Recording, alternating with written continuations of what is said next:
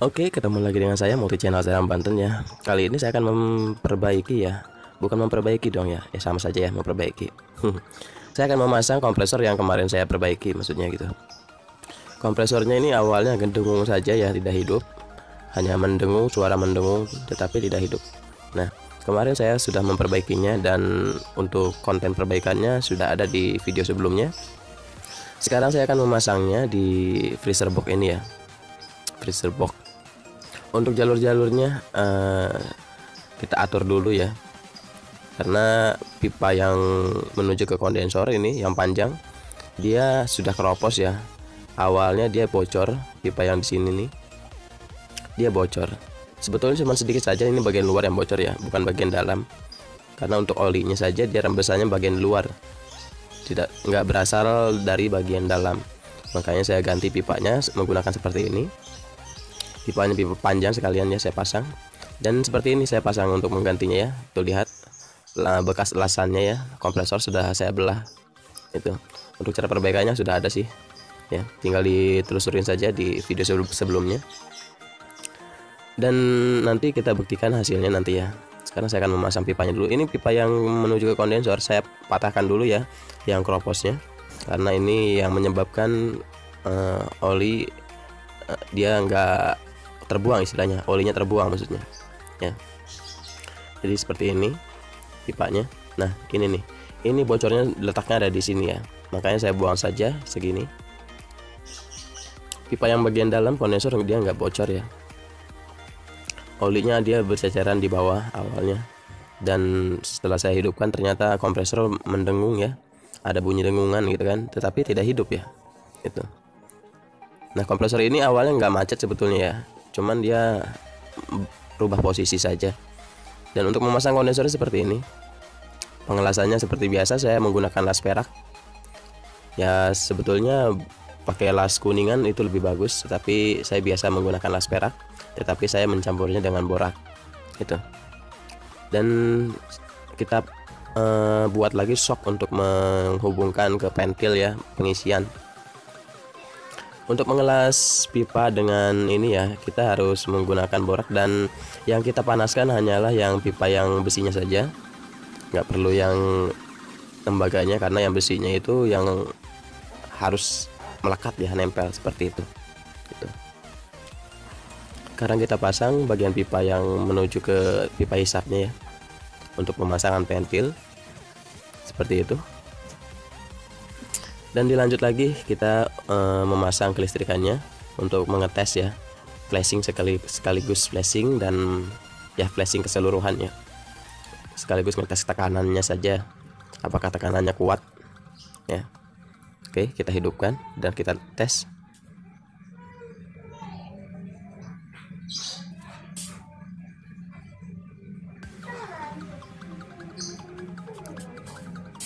Nah sudah ada ya tekanannya ya,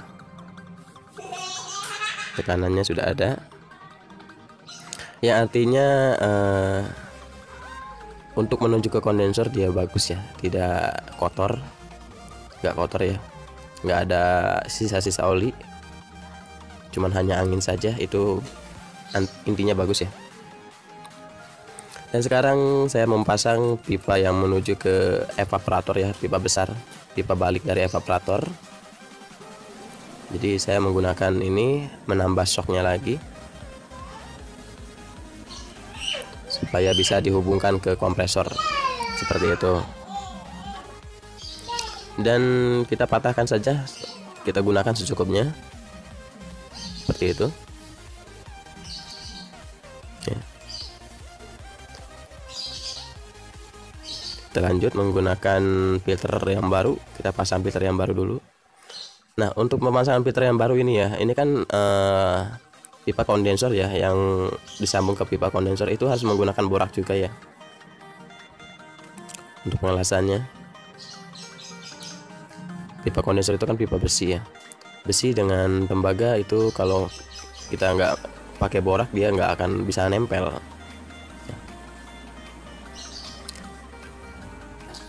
Karena saya di sini menggunakan las perak, pakan las perak.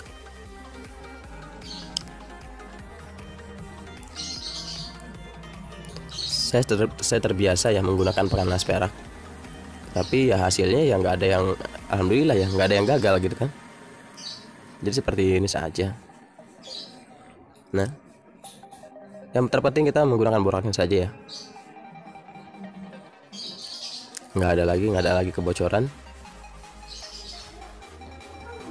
Oke, kita bersihkan dulu sekaligus kita mendinginkannya. Sekarang kita las pipa baliknya ya dari evaporator menuju ke kompresor. Ini sebetulnya tidak menggunakan borak juga nggak masalah karena tembaga dan dengan tembaga sangat mudah sekali. Dilanjut untuk pengetesan sirkulasi dari pipa kapiler. Ya, kita hidupkan kompresornya. Apakah pipa kapiler ini tarikannya masih kuat ya? Jadi untuk toe zone-nya ya. Nah, toe zone-nya lancar ya, masuk dia. Lancar. Artinya sirkulasi dari kapiler, pipa kapiler tidak ada kebuntuan ya. Kalau seperti ini. Kita lanjut lagi. Flashing bagian kondensor. Dan di sini aman ya. Nggak ada yang sisa-sisa oli, nggak ada, hanya angin saja. Oke, kita lanjut lagi untuk proses selanjutnya ya. Kita menghubungkan pipa kapiler ini menuju ke filter dan kita las bagian ininya. Bagian yang dilas itu yang dipanaskan bagian filternya saja ya. Kalau bagian kapilernya tidak usah, dia hanya mengikuti saja, karena kalau kita yang panaskan bagian kapiler akan berubah posisinya ya, dan bisa terjadi kebuntuan seperti itu. Oke, proses selanjutnya kita memvakum dan memvakum ini ya, saya menggunakan mesin vakum seperti biasa ya. Ini saya menggunakan mesin vakum ini karena untuk mempercepat proses pemvakuman, karena kalau sekiranya nggak menggunakan mesin vakum sangat lama sekali ya durasinya, pengerjaan pun sangat lama sekali nanti, yang seharusnya cuma 1 jam ini bisa sampai 2 jam 3 jam, karena proses pemvakuman vakum body itu bisa maksimalnya setengah jam. Oke, mantap. Sudah di minus 30 PSI ya, minus 30 PSI dan pemvakuman sudah beres. Kita lanjut pengisian freon. Untuk pengisian freon nih ya, perhatikan ya. Perhatikan untuk pengisian freon ini kita bertahap ya. Kita kasih 15 PSI dulu ya. Kalau sekiranya masih kurang, kita kasih lagi ke 20 PSI. Tapi saya coba dulu untuk 15 PSI ya. Kalau sekiranya 15 PSI sudah terlalu panas di filter, sudah cukup segitu saja ya, karena jika terlalu panas juga hasilnya kurang baik, makanya kita harus menggunakan filling ya, seperti itu. Sambil kita tes dan raba nanti untuk kapilernya dan pipa filternya. Kita buka tutup dulu ya untuk pengisiannya, jadi supaya dia menetap di ya di 10 PSI dulu ya, kita kasih 10 PSI dulu. Kalau dia sudah menetap kita tambah lagi seperti itu, dan kita buka lagi ya sampai dia menetap ya, tidak sampai turun lagi. Nah, di sini sudah sedikit terasa hangat filter. Kondensor yang menuju kondensor sudah pasti panas ya. Oke, sudah menetap ya di 15 18 PSI, sudah menetap. Seperti itu. Kita biarkan dulu supaya tidak turun, karena untuk jalurnya ini, untuk freezer box ini ya, jalurnya sangat panjang sekali ya. Jadi untuk pengisiannya juga agak sedikit banyak, makanya kita harus menunggu sebentar supaya freon dia sudah menyeluruh ya, supaya freonnya dia menyeluruh, jadi tidak ada kosong.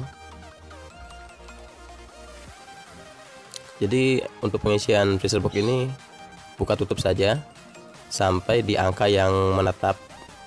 Kalau sekiranya di 15 PSI sudah menetap dan filter kurang panas, kita tambah lagi sampai 20 PSI. Sebetulnya standar untuk freezer box ini 20 PSI ya. Ini saya sudah sudah isi di 20 PSI. Tuh lihat, dia sudah menetap di 20 PSI. Karena saya kasih di 18 PSI, dia kurang hangat ya bagian filternya. Giliran saya kasih 20 PSI, dia sudah hangat ya, sedikit panas bagian filter. Oke, sudah panas ya, tetapi tidak sepanas kondensor ya. Itu artinya sirkulasinya sudah lancar. Sekarang kita melanjutkan untuk pemotongan pentil ya. Pemotongan pentil seperti ini. Oke, mungkin sampai di sini saja ya. Tinggal kita melanjutkan pemotongan pentil. Silakan saja diperhatikan. Dan semoga video ini bermanfaat buat para penonton ya. Untuk yang mau belajar, dan kita juga sama-sama belajar. Tetapi ya mudah-mudahan video ini bermanfaat dan sedikit menambah pengalaman buat para penonton di sini. Dan salam dari saya, Multi Channel Seram Banten. Ya. Wassalamualaikum warahmatullahi wabarakatuh. Terima kasih.